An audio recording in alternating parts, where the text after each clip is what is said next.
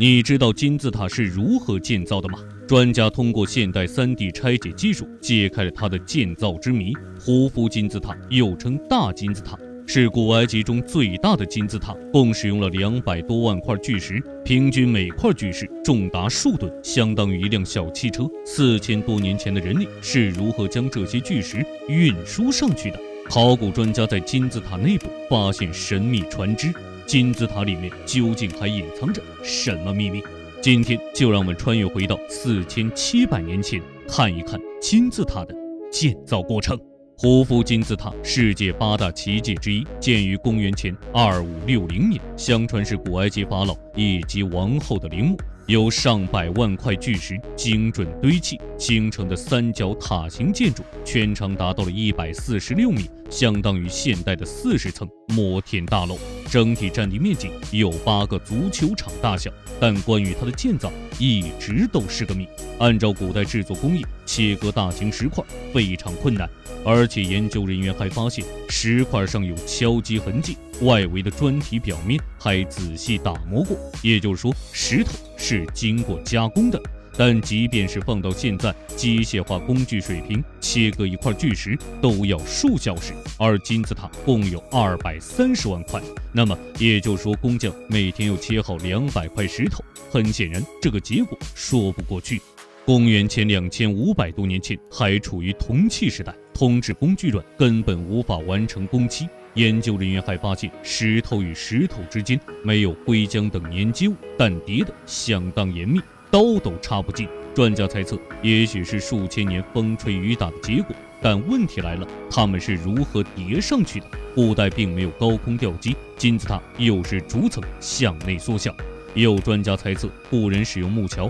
以及绳索拉巨石，通过建造超长斜坡，至少在1.5千米，连通金字塔顶部。但这个猜想显然不实际，因为建设如此长的斜坡，使用到的材料并不亚于再建造一座金字塔。还有一种说法就是通过螺旋斜坡绕着金字塔螺旋上升，在金字塔2/3部位开始建造，岩石顺着低角度坡道向上运输。继续拆解，发现胡夫法老的墓室竟然都在地上，而不是塔顶。按照古埃及人习惯，木乃伊都会安置在金字塔塔尖。他们还发现金字塔核心处有复杂的甬道，3层楼高的大走廊直接通往法老王墓室。要安全存放，那么上部的重量为什么不会将墓室压塌？研究发现，古代工程师采用了简单的力学分散原理，将上层石块重量分散至2侧。但接下来的一个发现再一次让专家费解。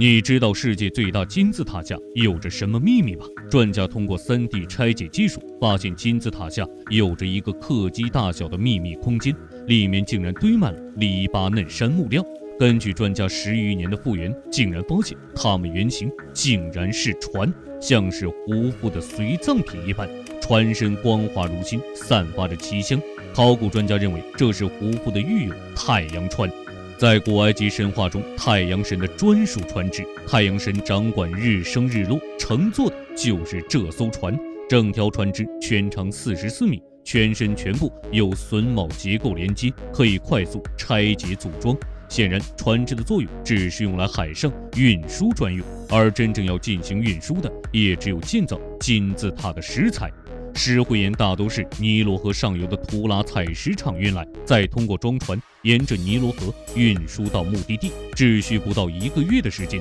就能将大量巨石从900公里外运回。在法老王墓室，也正是金字塔中心轴线上有一具石棺，用于安置法老王木乃伊。专家还发现，整个正方形金字塔每个倾角都非常对称，而且塔顶是个完美无偏差的正方形。要知道，金字塔是斜着堆上去的，如果堆砌角度存在一定偏差，那么时间久了必然会导致塔尖倾斜。古埃及工匠是如何完美计算的呢？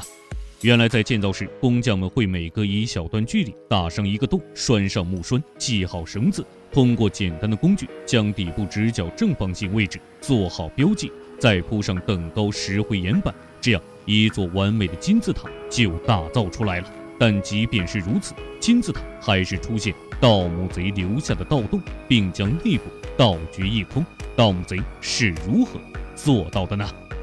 考古专家在胡夫金字塔下发现神秘地宫，里面惊现4000多年前船只。当专家通过 3D 拆解技术了解金字塔如何建造后，发现要对金字塔进行盗掘非常困难，而胡夫金字塔上的盗洞显然是4000多年前的盗洞。与中国古墓不同的是，中国帝王陵靠的是机关以及水银来防止盗墓，但古埃及帝王不一样，他们靠的是咒语以及巨石。金字塔的作用就是作为古埃及人复活的媒介。为了防止随葬品被盗，金字塔内部也设置了大量防盗措施，其中诅咒以及皱纹就是最经典的。数千年来，胡夫金字塔真正入口一直是个谜，要想从入口进显然不成立，打破80米厚的墙壁更是难上加难。要想真正进入到墓室，最简单的办法就是找到金字塔内部的甬道，通过甬道直达墓室内部。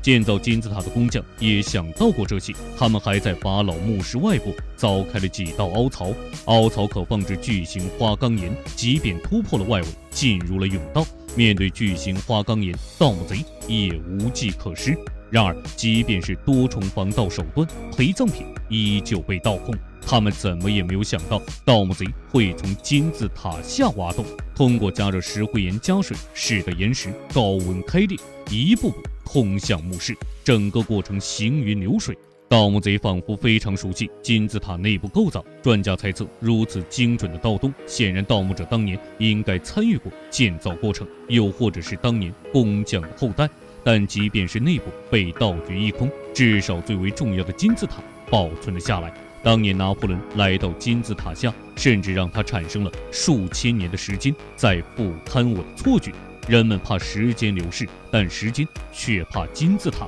因为它屹立了4000多年。不知道大家对胡夫金字塔怎么看？欢迎评论区留言。